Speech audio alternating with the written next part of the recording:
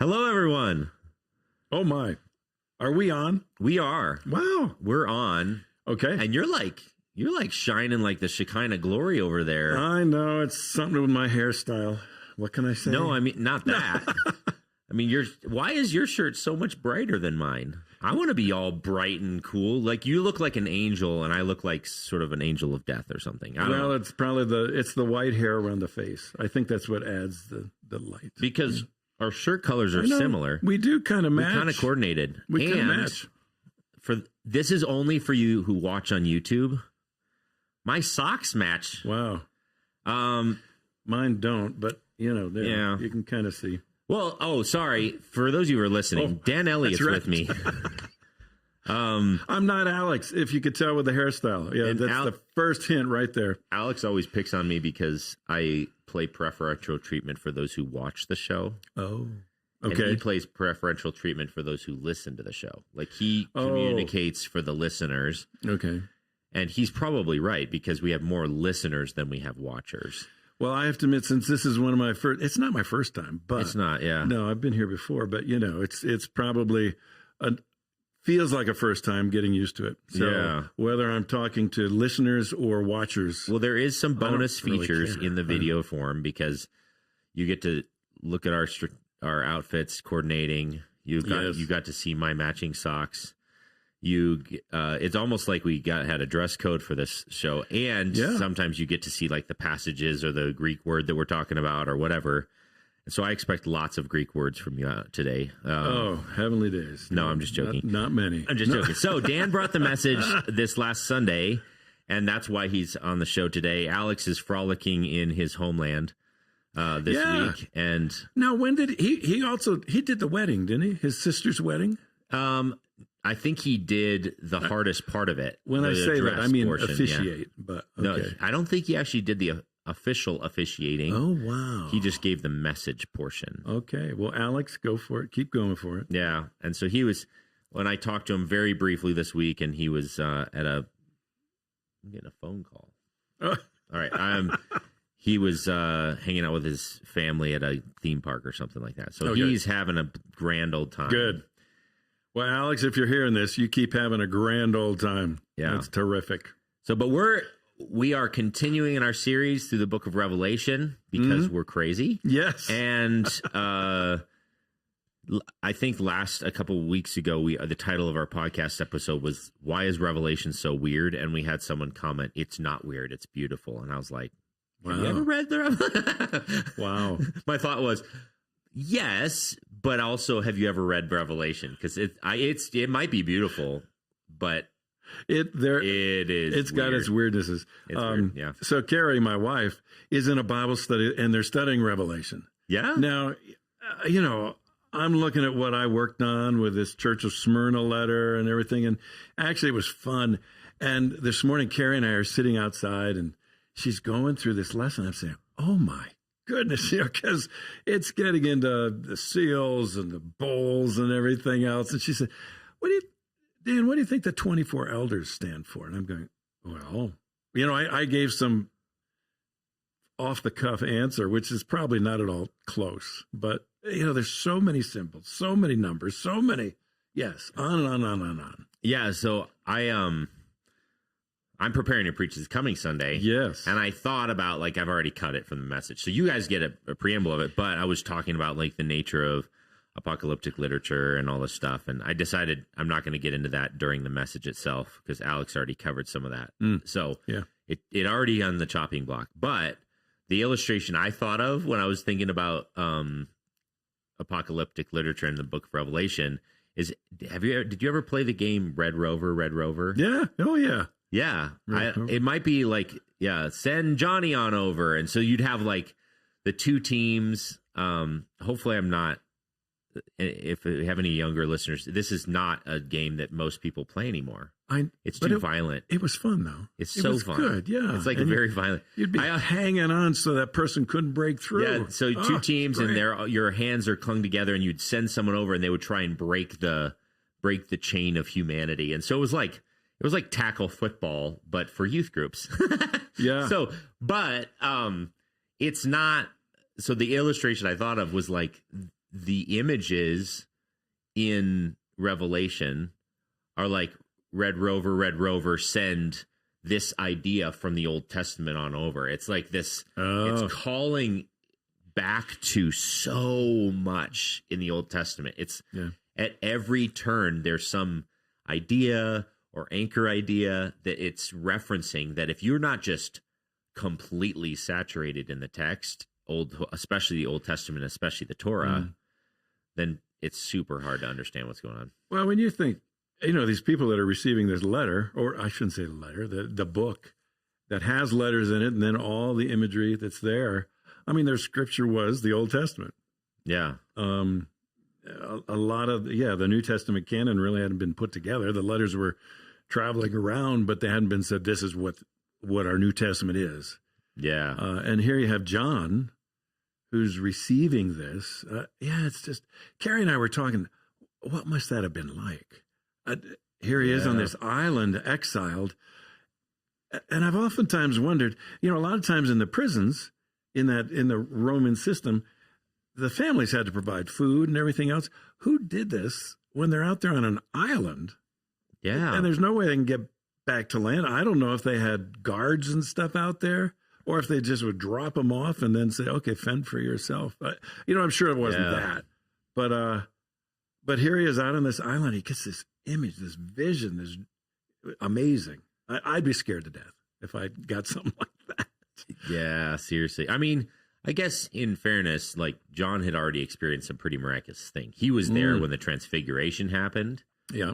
And so like he'd seen some cosmic images of Jesus already, even during Jesus's ministry. He, and so maybe that softened it a little bit, but it's a little bit out there and pretty intense. So the book starts, Alex pointed out in the first week of the series that this is a revelation of Jesus. So all throughout this book, as much as there's wacky imagery and all this stuff, his challenge to us as we went through the series was that we not get lost in the weeds and lose the core purpose of the book, which was to reveal Jesus and his character. Then we dove into the letters to the 7 churches. Alex started with Ephesus, and then you got Smyrna. I got Smyrna, which so tell me about Smyrna. Well, let me tell you first. So when Alex approached me about doing this, at first he said, I think it's the 3rd church. So I look up the 3rd church, which is the one I'm doing, which is the one you're doing. But I'm kind of wrestling there with Pergamum, and I'm saying, oh, there's some interesting stuff here. The Nicolaitans, and you're seeing all this stuff.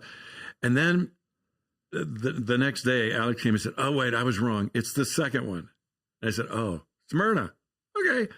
So I look, it's 4 verses. 4 verses. And it's just like, and he's done. Whereas Pergamon had a ton of stuff that he's kind of chastising them on. And I said, I see this, and this is good, but I've got this against you. And then it comes to Smyrna. It doesn't have anything against him, and it was just interesting. So was there like a panic moment? How do I fill up time when it's with these 4 verses? Or well, to tell you the truth, the biggest panic moment I had was when I'm looking at the description of this church. You're suffering, you're impoverished, and there's slander against you. And I'm thinking, okay, and I'm preaching this to South, which, we've got our issues and pressures, but to think of us suffering like the Smyrnans, I'm not sure. Smyrnans sounds like Smurfs. Yeah. But, and then impoverished, any of us could probably wish we had a little bit more resources, but golly, when you take us in light of the whole world, we're rich. We're filthy rich. Yeah. Ooh. You're like, this is not really a letter for us. That's like the original gut check. That was the original gut check and the panic. But then digging into just the background. And he doesn't really put these pieces together. Oops, I'm going to put my coffee. Dan's gesturing. Yes. And he's throwing coffee around himself. So I am. Yes, for those of you that can't see, that are listening, I just spilled my coffee. Talking with his hands, with a coffee cup in his hands. But finding that background of Smyrna was just fascinating. And definitely Ephesus was the big kid on the block. That was kind of like the major city. But Smyrna thought they were the big ones.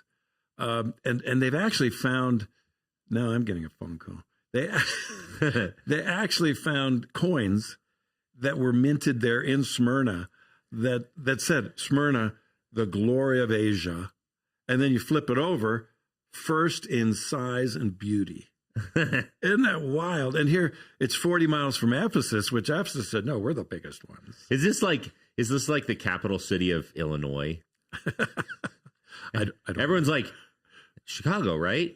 No, it's this little tiny town. It's not little tiny necessarily, but like the capital of Illinois is not Chicago. What is it? Peoria? No. Oh, man. It is something like that. What? I don't know. Okay, now I'm all talking it up. I got to look it up. All right. Well, while you're looking it up, yeah, like you were saying, Alex wanted us to really focus. What is it? Springfield, Illinois. Oh, yes. Oh, Springfield. Sorry. Isn't that interesting? Sorry, I cut you off. Anyway, yeah, it's kind of like that. Like Smyrna's like Springfield. It's like, we're the coolest. And then Chicago just snowballs and it becomes this monstrosity. Well, and I don't have it with me today. And for those of you who are listening, you couldn't see it anyway. But that artist depiction of Smyrna was fascinating to me, and basically, like 200 years before Jesus came to the earth, Alexander the Great comes around with his armies. And honestly, I didn't go into all this detail. It was fascinating to read, and it's probably more tradition than anything. But supposedly, he comes to Smyrna. Smyrna's pretty semi-destroyed, you know. And is it this one? No, but that's another artist depiction. I didn't use that one because that's copyright. No. Oops. That's okay. I'm just putting it on the screen. I think it's fascinating. But that really shows the harbor. It had this amazing harbor. Anyway, Alexander the Great comes, and he's up on top of this hill, which is called Mount Pegasus, and he falls asleep, has a dream, and supposedly in the dream, these two Greek gods come to him and say, rebuild Smyrna. Huh. And so he really is committed to rebuilding Smyrna. And he entrusts this to his generals because he ends up dying pretty young. But the generals carry it on and they rebuild. I just kind of picture they got all the guys together, the engineers and stuff, to come up with a great city. And so you've got these wide streets, beautiful buildings, temples built. It was really supposedly like the beauty of Asia. A pretty beautiful city. Yeah, beautiful city. Yeah, he's got these like kind of amazing arches and like some pretty sophisticated engineering and those arches, amazing harbor, and for those of you who are listening and can't see that picture, that's some of the excavations that are being done now in Smyrna, and they've got these arches. They've reconstructed these arches. This was the Agora, which is really like a large central meeting place. It was where the markets were. A lot of commerce took place there. A lot of interactions of the people. The town would get together and have their debates and stuff like that in the Agora. So it was really amazing. But one of the things that was neat about Smyrna, which you aren't going to find with Pergamum, but Smyrna is the one place that has a city that's still there, and it's Izmir. Oh, you mean like a modern city is in this exact location? Yeah. Like Ephesus doesn't have a city over it, so there's been all this excavation. Pergamum doesn't have a city over it, so there's a lot of excavation that's gone. But Smyrna has a city over it, so there's only so much that they can excavate because there's 4 million people living on top of the rest of it. Yeah. Which is very interesting. So there's less archaeological knowledge about this city. Yeah. So Alex gives you 4 verses and less archaeological knowledge to work with. And he says, have fun, Dan. Hey, and it was fun. I know it, yeah. It was fun. I mean, because there's been an awful lot from records and stuff that they've been able to put together. And knowing that Alexander the Great himself rebuilt, or not himself, but his generals rebuilt this city. And then it was shortly after that, 50 years after they rebuilt it, there was the king of Smyrna, didn't have any heirs. So he's on his deathbed and he's realized, I don't have anybody to give this city to. So he ends up giving it to the Roman Empire. So that happened to Pergamum too. Did it? It was bequeathed back to Rome. Well, and these are two cities that are about 60 miles apart or something like that. Yeah, Pergamum's north of Smyrna. Yeah. But Smyrna was given back. And so Rome came in and really helped continue to build this thing out and enlarge it. And anyway, that's why the thing that I came to as far as why was this church suffering, why was this church impoverished, was this whole influence of the Roman Empire. And I got to admit, as I dug into it, this emperor worship, I think I've always looked at that and said, oh man, the evil that's there. And yet to see how it evolved, here it was, Rome just was this huge, widespread empire, and they had to figure out some way to unify it. And they had this Pax Romani, the peace of Rome, which people started to be grateful for, because now suddenly they could travel on these roads and be safe. They could go out on the seas and be safe because of the Roman armies that kind of controlled everything. And they knew that they had a pretty, amazing system of justice. Sometimes it could be ruthless, but it helped to keep things under control. And so people just became more and more grateful for that. Yeah, initially, they might be like, oh, man, Rome took us over. But then, it starts to become more peaceful, and there's more prosperity, and economics starts to get better. And then infrastructure starts being built up, and all of this stuff's happening. They're like, maybe this whole Rome takeover thing is not so shabby. Yeah, it's not so bad. And so the empire began to be more and more unified, and they had to come up with some way to find out who's really a loyal citizen. And so they kind of came up with this thing of building temples to honor the emperors or the Caesars at that time. And people would come. And at first it wasn't something they had to do, but they'd come and just say, hey, thank you, Rome, here, I'm going to give you an offering or something like that. But gradually over a period of time, the emperors began to realize, wow, this is something that we can really tell who's loyal to us and who's not. And some cities really carried it to the extreme, like Smyrna did, and I think like Pergamum did too, and others there in Asia Minor. Very seriously. Where they really said, hey, we're going to make it compulsory because we want to know, are you loyal to Rome? And we'll give you this certificate. If you come and just sacrifice to the emperor, say he's Lord, recognize his lordship, we'll give you this certificate that allows you to buy and sell and become involved in the civic life. Yeah. So, and I guess it makes sense that Pergamum would maybe be one of the ones leading the charge in this sort of emperor worship thing, because you see, there you go with Pergamum. Smyrna. All right, sorry, Smyrna. I meant Smyrna. Okay. I meant Smyrna. Because kind of Rome bailed them out in one sense. There wasn't Rome really as did. much of a future, and so Rome comes in and catches the dropping balls and continues the building out, and they're like, man, Rome's the best. They were very grateful to Rome, and in fact, they were one of the first cities, and they applied for the privilege to do this, but they, right about the time of Jesus' ministry, 29 AD, I think it was, if I remember correctly, they were given permission by Rome to build a temple to Tiberius, the emperor at the time. And there were a bunch of other cities, like 9 or 10 other cities that applied for it.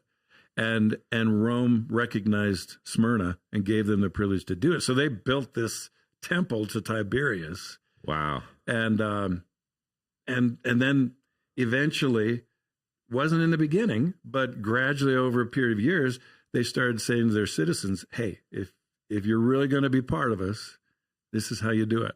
You come to this temple and you give a pinch of incense or you give a sacrifice, as long as we see that and we can recognize it. Yeah. Now, was it you said it wasn't compulsory everywhere, but eventually became compulsory. And so maybe initially it was kind of like saying, it was maybe economically, it was like putting a sticker on your car that says I'm part of this this group. Yeah. And then those who are part of that group might get treated a little bit better in their trades and their economics. And then like eventually got to the place where like it was pretty difficult. And I think that's the case. Yeah. It's just a natural thing when if somebody who's saying, hey, I love Smyrna, I love Rome, and I'd like to start a business. And so they go to the folks in charge of the city, the mayor or whoever. They're going to recognize them rather than some rabble-rouser, and probably give them more permission. So in the beginning, yeah, there was a little bit of benefit to do that, but it wasn't compulsory. But about 80 AD, 60. Was pretty before this, probably around the same time this was written, right? Yeah.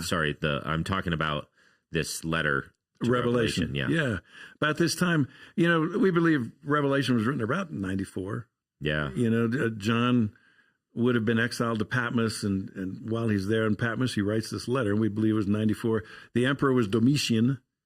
And honestly, I don't know an awful lot about Roman, the different groupings, ruling classes that came.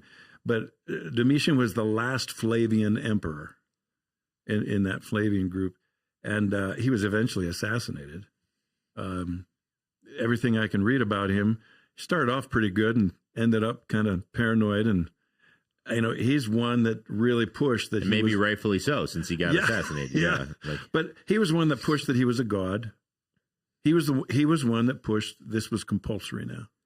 You had to come and declare your loyalty to him and that he was Lord. Yeah. And so, like, if we look at this text, then it starts to, like, make this text come alive in some unique ways, right? So if I'm going to put this on the screen, so if I read this, to the angel of the church in Smyrna, write, these are the words of him who is first and last, who died and came to life again. Now, stop right there. Okay. Isn't that the greatest? Because that's Jesus. And just what Alex is saying, as we're going to go through Revelation, we're going to see Jesus on every chapter. And I just love the words he chooses to be able to express himself to this church. I'm the first and the last. I'm the one who is dead, but I'm alive. Yeah. And like just thinking of what I said about that coin, Smyrna, first in size and beauty, and yet here's Jesus say, hey, I'm the first. I'm the first. Don't worry. I created everything there is. I was here before all that stuff. I'm the first and I'm the last. And I really wrestled with that, trying to figure out, what's that mean? He's the last. And I read, I forget which person this was that gave this insight. He's the last word. He's the judge of everything. And Revelation is about that, about his, he's the judge, but he's the one who has the last statement. Last say. Yeah, the last say. And I just think, I just picture this church in Smyrna. I don't know if they all got together to hear this, but you picture some courier coming through town. He's just gone to Ephesus, and they've read it there, and then he goes running up 30 miles to Smyrna. Yeah. And maybe they call everybody together. They say, guys, John's got something for us, and so this courier reads John's revelation. But here's this letter that says, this is specifically for you at Smyrna. Oh, that would it would have been powerful. And like, if we go into this next section, then something else. So verse 8 is this, like, he who died came to life again. He's the first and last. Yeah. But if you find out a little bit more about what Dan's just given us in context, then there's something else that jumps out in verse 8 in a moment. But if I continue to read, he says, I know your affliction and your poverty. Like, just like what you were just saying, like, imagine this church sitting there and, okay, this paying homage to the emperor or worshiping the emperor is in their city. Probably what's going on is they've been removed from economic systems. They've been removed from social structures. Yeah. They can't do business anymore. They're destitute. All they have is each other. And then this letter comes from their Savior, essentially, almost more directly than any of the other epistles. The other epistles, I mean, they're still God's word, but this is almost dictated in one sense to John in this more trance state. But he says, it's almost like he says, I see you. I see what's going on. Yeah, I know what's going on. I know your affliction. I know your poverty. And I like what he says, but you guys are rich. Wouldn't that be neat to have Jesus say that to us? Aaron, I know you're going through, but Aaron, I'm proud of you. I love you. And what you're doing is terrific. That's what he's saying to them. You guys are rich. You've got riches way beyond what the values of your culture are.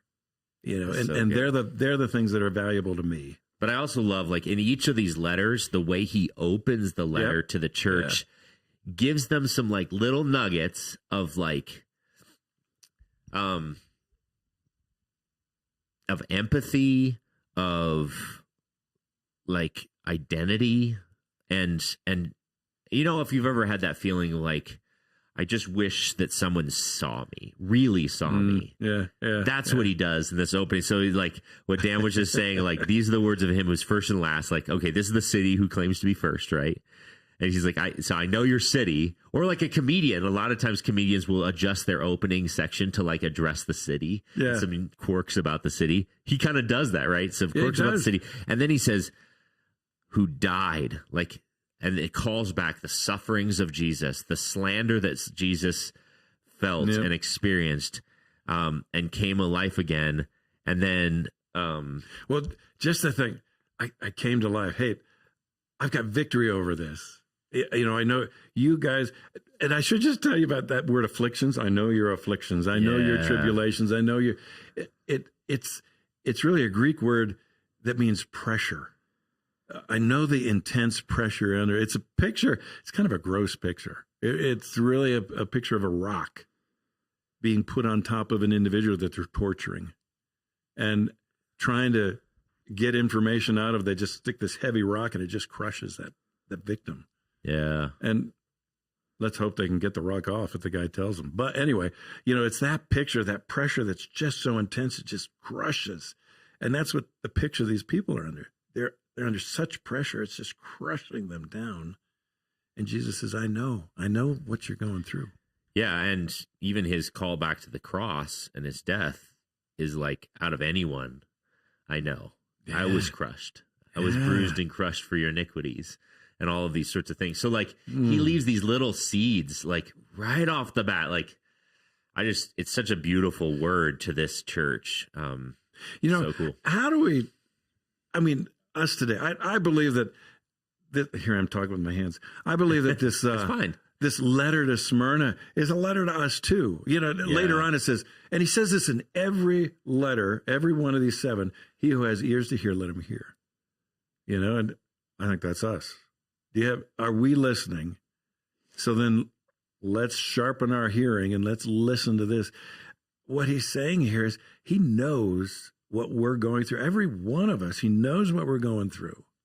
And that little phrase, I'm the one who's alive again. His resurrection makes all the difference. I'm the first. I created you. I've got the final say. I died for you, but I rose victorious. Man, this is Jesus. Yeah, so like Alex's challenge to us to make sure that we don't miss how it reveals the character of Jesus. So one of the things we can learn from this letter to Smyrna in our day is that this is the kind of God that he is. He's the one that sees our circumstances clearly, intimately. He understands the pressures that we face on any given day. And this is probably unfair of me to say. As I was working on this and everything and working on this message, I came to this idea, boy, am I glad Alex asked me to do the second one, because, there's 5 more. And it's like this message just keeps building. And I get the opportunity to introduce some of this stuff, and everybody, it's almost like, okay, we're going to repeat again. Okay, we're going to repeat again. Because Jesus keeps saying this over and over. I know you. I know what you're going through. I'm here. Totally. Yeah. And I identify you. I'm here with you. I have just what you need. Yeah. And he is going to repeat that kind of deep, intimate knowledge of each church, which is, imagine it's been,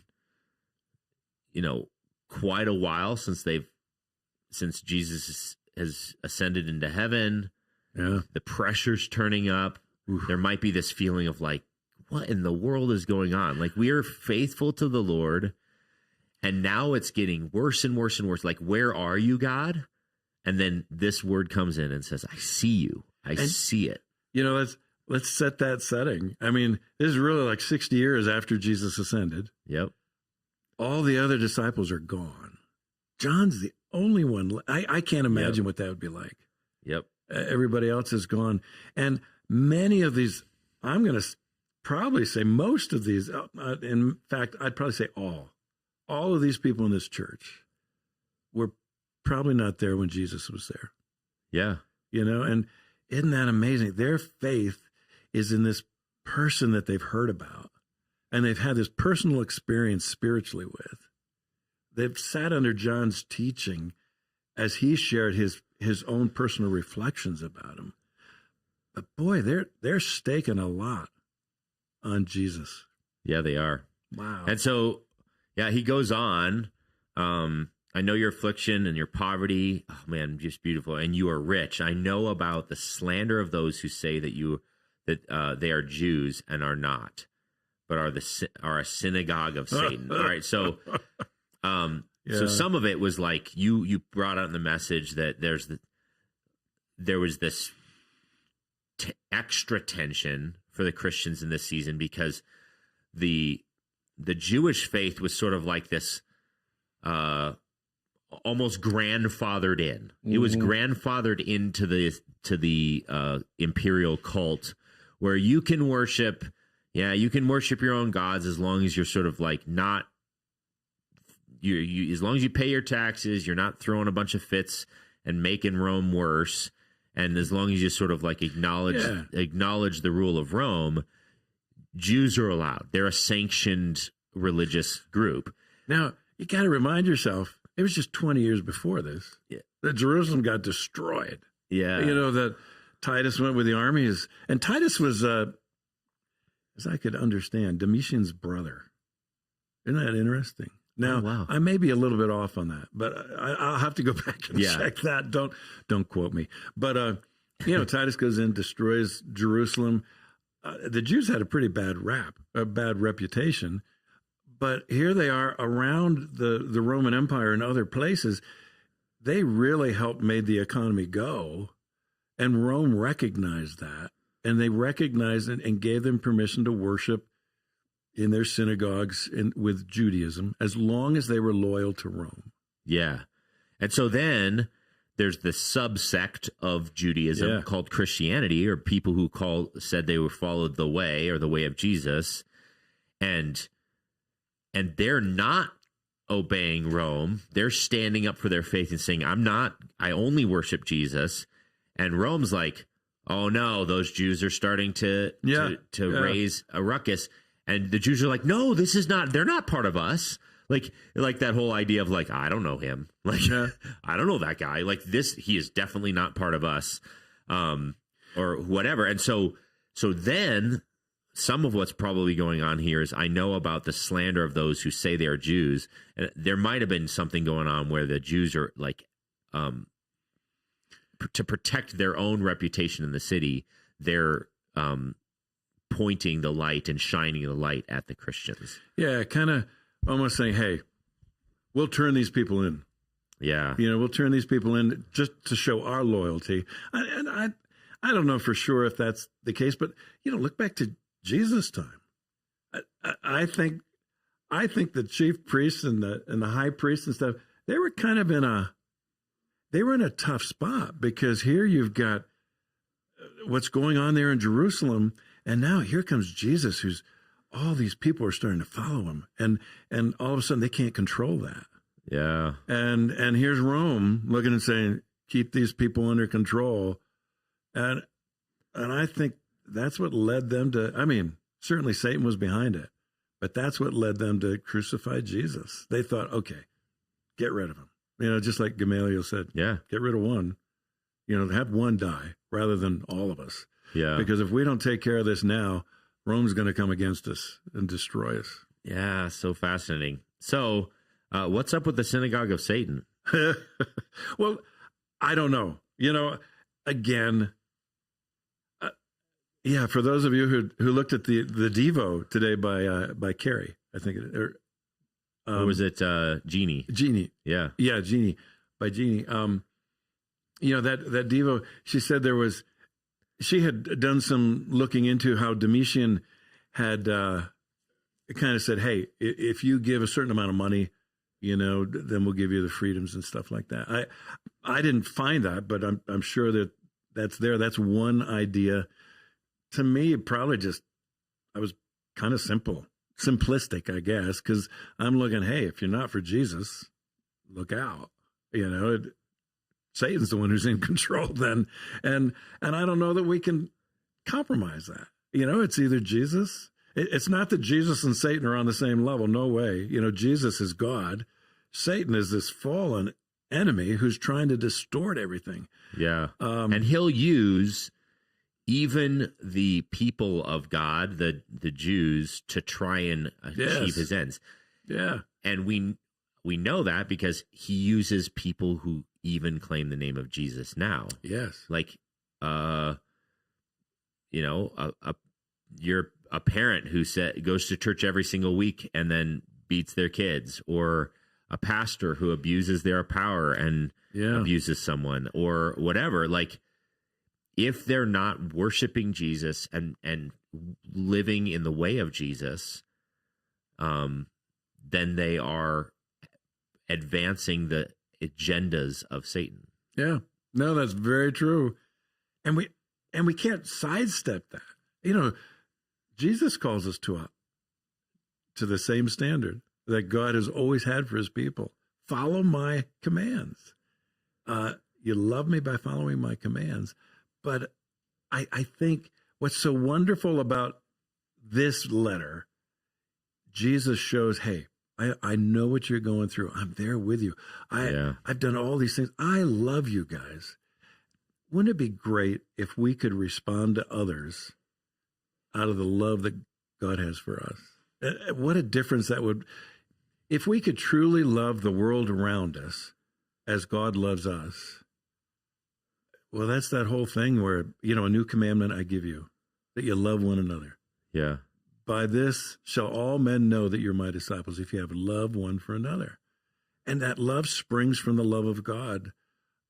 We sometimes, we think, okay, I'm going to do it I'm going to do it. I'm going to go out there and I'm going to obey God. And we fail to realize, no, I want to obey God. Not I'm going to gut it out and obey him, but I want to obey him because, man, his love is the best way. It's the only way. Yeah. If it's not him, it's going to be Satan. Yeah. That's the terrifying part. It's like, this is something I'm wrestling with in the message that I'm preparing for this coming week, is like, you don't get to sort of halfway do this. Like the reason God lays down such boundaries around his people and the way that they should live is because he is pursuing their good and life for his people. Yeah. But as soon as we step outside of the way of Jesus, we're pursuing death. That's why it's such a big deal to him. It's not because he's like some weird taskmaster who's just like got a power trip and laying down rules and regulations, all this stuff. It's because either we can be someone who advances the way of Jesus, or we can be a synagogue of Satan. I mean, you don't get a half and half. No, which we'll find out more about in Pergamum. I love the fact. Sorry, Pergamum. I'm already doing next week's podcast. That's great. I love the fact that Jesus, his love is there. I mean, he could have done it in such a way that says, you got to do this or else, I just don't give you any choice. He does give us a choice because he wants us to come freely and to realize his way is the best because he's created us to be able to flow in his way. I wish we could just snap our fingers and people could realize. Yeah. Anyway, so good. Well, I could vamp on that a bunch more, but I don't want to steal too much of next week's message. So do not. So he goes on. He says, "Do not be afraid of what you will suffer. I tell you, the devil will put some of you in prison to test you, and you will suffer persecution for 10 days. Be faithful even to the point of death, and I will give you life as a victor's crown." Yeah, interesting. What's going on there? 10 days suffering. Do we know specifically, or is this something that's really kind of like this church only will understand this? I don't think so. I think we know. I mean, the fact that he says 10 days, to me, you get into that whole symbolism thing. You know, that number 10 seems to be and when I say completeness, I don't mean to say perfection. Like 7, you always think of perfect. Yeah. But 10 seems to be used in such a way, like there's 10 plagues. There's, what else? I'm not coming up with the other 10s, but it's like, it was done. It's a time period. It's happening, but it's his way of saying it's going to be a season. It's not going to be forever, but you are going to go through it. You are going to suffer. So the like devil's advocate part of this thing is but if he loves me, isn't he going to take me out of this? Man, we say that a lot, and we pray that way too. We do. Yeah. Instead of praying that God would just draw us more and more dependent upon his love, we pray for deliverance. That's the thing. I've always been kind of struck with that. It seems like our Western Christianity is more about deliverance than it is about endurance. Whereas much of the world is about, how do I endure for Christ and do it in such a way it brings him glory? That'll preach. Yeah. So, we got to say that one again so people don't miss it. The Western church is a lot about deliverance instead of endurance. Yeah. Wow. And I think Smyrna is a terrific example of endurance, of being faithful to Christ, being faithful to Jesus, regardless of, it would have been so easy to say, all I have to do is just say some simple words. I don't mean them, but I can just say them and I'll get the certificate and then I can go ahead and make a living. But they said, no, I can't do that. I'm going to endure for Jesus regardless. Even to the point of death. Yeah, even to the point of death. And then it reminds me of the Philippians too, who endured suffering to the point of death, or learned obedience even to the point of death. That's Hebrews. But the Philippians too, like he suffered so much even to the point of death. Yeah. So to follow in the footsteps of Jesus, just like he teed it up, it's this call back to the cross. You have an opportunity to sort of walk in my way in the most literal sense, all the way to the point of death. Isn't that great? But he says, I will give you a life as a victor's crown. Yeah, he'll give us the victor's crown. So there's a life that's bigger than death. One of the things, and this may have nothing to do with that, the reason that's in there. Yeah. But when I looked into Smyrna and just some of the recordings of what Smyrna was like, I mentioned this mountain called Mount Pegasus. It was like, 500 feet high. And they had their Acropolis on top. The Temple of Zeus and stuff was there. Yeah. But all around it. My city? Pergamon's got it too. Pergamon's got, and you look at Ephesus had something too. Yeah. But in Smyrna, they had this. But then around the mountain were all these buildings, and they called it the Crown of Smyrna. And some people even called it the Crown of Asia, because these buildings were beautiful. That was where, I don't know if you remember that picture I had of the theater. The theater was there. There was a stadium that was there. The stadium held like 30,000 people, and they would have sporting events, that for the whole area, for people to come in and be in these sporting events. But all around this Mount Pegasus were these beautiful buildings, and it was called the Crown of Smyrna. And I just kind of see Jesus saying, yeah, listen, I'll give you the crown of life. Yeah. Sure, you're seeing this crown of Smyrna every day, but that's going to burn. But I'm going to give you the crown of life. That's cool. Yeah. That's cool. And this, like, I think it's important for us to recognize, like, be faithful even to the point of death. Yeah. And I will give you life. So there is a kind of death that actually is real life, or there is a life beyond death. There is a life that is bigger and more powerful than death. Like, death isn't in the Christian worldview. Death is not the scariest monster out there. No. He's conquered. Unfaithfulness to Jesus is ironically the most dangerous thing. Yeah. I mean, it says, be faithful. Be faithful. It's wild. All right. So then whoever has ears, let him hear, which is a repetition through all these letters. Mm-hmm. What the Spirit says to the churches, the one who is victorious will not be hurt at all by the second death. So, yeah, again, I think he's just stamping, like, there is something way scarier than physical death. It's the second death. It's and I know people wrestle with hell, and I think the reason people really wrestle with a judgment of a second death, probably it's because of some of our medieval art. It's hard to picture God up there with a little pincher, kind of making everybody tortured, and stuff like that. I view hell as God saying, I'm sorry, but if you want a life without me, okay. Yeah. I'll give it to you. And that's a spiritual death. I can't imagine what this world we're living in right now would be like if the Holy Spirit was not here in some presence. If he was removed, if the church was, or if his people were taken away, wow, can you imagine the chaos, the self-centered, I mean, just what would happen to the world? And I kind of look, that's what I see hell as. God saying, I gave you a life, you could have chosen me, but you wanted a life without me.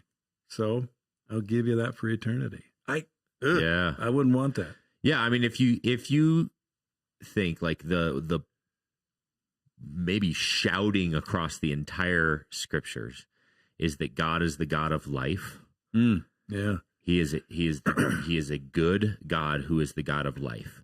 If you do a deep dive into a lot of the Levitical laws around purity and holiness and sacrifice, is because he is trying to communicate to the world, I really care about life. And so then the antithesis of life is death. And so basically when we choose anything but Jesus, we choose death. And so, like, I agree with you. So hell is basically saying, I decide death is the way that I'd like to exist. I want to die every single day. And I don't want, and so if God is everything that is life-giving, life-fulfilling, comes from God, just imagine taking every single thing that is life-giving and every single thing that is life-fulfilling, take it out of this world. Wow. That sounds like hell. Yeah. And that's exactly what it is. And that's exactly what it is. And when we don't choose his way, we choose death. We don't, but if we choose his way, we choose life. Like, it's a pretty simple formula. It is a pretty simple formula. And I think we can see it all around us when we just look at, even at nature. I mean, the heavens declare, me. Life is teeming, everywhere. I don't know why. I've gotten back on this tangent of waking up at like 3 a.m. I don't know why. But I go out and I just go out the deck, and I look up and I see those stars. And it's just something I say, oh, God, thank you. And all that's going on up there. I know that my heart hurts for those people who just cannot accept a divine being. To think that God could just create this universe, this amazing universe. And so they have to come up with some explanation that leaves God out of the picture. Yeah. Because, man, I have such peace when I go out and look, looking up there. Sure, there may be a nebula that's exploding at the moment, but, I look up there and I just have such a peace. Yeah. Because I know God's got that in the palm of his hand. And all the way then down looking even at a little flower. How in the heavens could God create the beauty of a little flower like that? And I think we need more and more science. We don't need less and less of it. We need more and more true science that really can observe things and see in it that just the complexity and the beauty. Because I think as science is really honest, they have to come to a point to realize this just didn't happen. Yeah. And I look at my own body, even though I wish it could happen differently sometimes. But there's so much that goes. Anything we look at, I think God's fingerprints are all over it. Yeah. So good.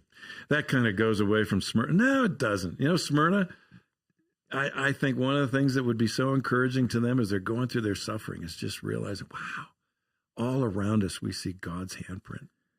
Yeah, and I think for a church who's some of whom very well may have died or faced death or faced all this poverty, and he's like, yeah, death is not the worst thing that you are facing.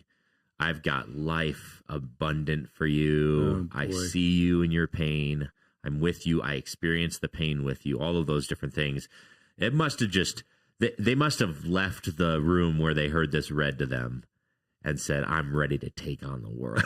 You know what I mean? Like, yeah. It must have been such an amazing encouragement. So, all right. So as we wrap up, is there anything specific, like for South Fellowship Church, where you're like, I really hope that they remember this from Smyrna? And I guess it's that call to be faithful. And when it says he was faithful, I will give him the crown of life, or I'll give him that life that is a crown.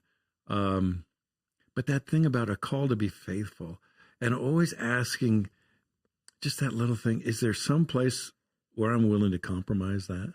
Yeah. And honestly, I don't know what it would be. All I can do is ask that of myself and just say, okay, where am I a little bit ashamed of Jesus? Ouch. Yeah. If there is that, ouch. And where do I have to kind of call myself to come back and just once again reinvigorate myself in the love of Jesus and respond to life out of that love. The last thing I want to be is a hindrance to people around me from seeing Jesus. Yeah.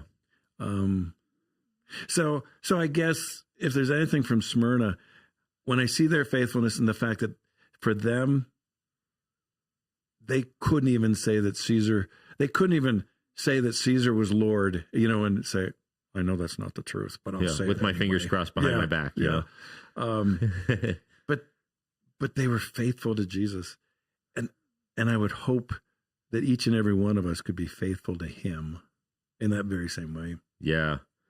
Yeah. And in many ways, it's like I've been studying, I told Dan this, I think yesterday, that I think there's kind of this pendulum that swings back and forth across these different churches as we continue to study them, where like all these churches are under pressure and they're trying to figure out how to survive in the midst of all this pressure in Rome at the time. And Ephesians struggles with this way of dealing with the pressure. Pergamum swings this way with dealing. And in many ways, this little church that we know these 4 little verses is kind of like, it seems like they're striking a fairly healthy balance of clinging on. And I love this little letter to them because it's like Jesus saying, like, well done. Good job, guys. Hang in there. It's just for a season. And even if you do die, I have life. Yeah. So good. And, and I got to hang on to the fact that he's the first and the last. Hey, guys, I've got the last say. And, hey, guys, I rose from the dead. That makes all the difference. So good. Well, we managed to go an hour without goodness. We went a whole hour effort at all. So hey, that was kind of fun, Aaron. It is fun. Good. Isn't it fun? Yeah, that was good. That was good. I have so much fun on this show. I learn a lot. I'm such a verbal processor. This show is so good for me. Like, I've learned more about Smyrna just as dialoguing with folks over the last couple of weeks as we've done it and listen to your message and then get to talk about it again. And it's just so good. Anyway, we would love y'all. Hopefully have a good week, and let's be faithful to him, because that's the way to life. Yes, and for those of you who are listening, I'm waving right now. Goodbye. Bye, everyone. Thanks, Aaron. Bye-bye.